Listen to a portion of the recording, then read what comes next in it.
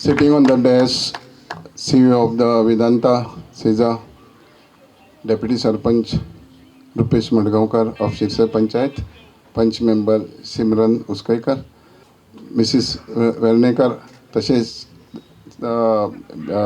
coach Viviano and national player Mr. Silva and both the teams, coach, press, and my dear friends.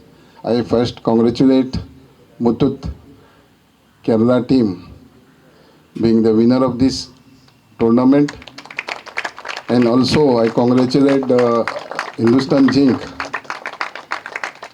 who played for this tournament and be a runners-up.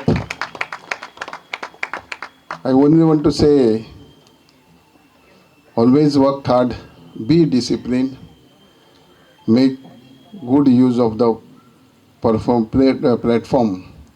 provided you by these corporates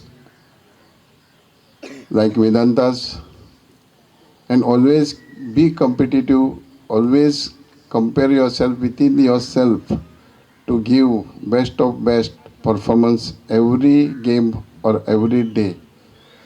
Competition should be always within yourself to give the best every time and work hard and be a national player who will give a glory to the country and to the state. Thank you.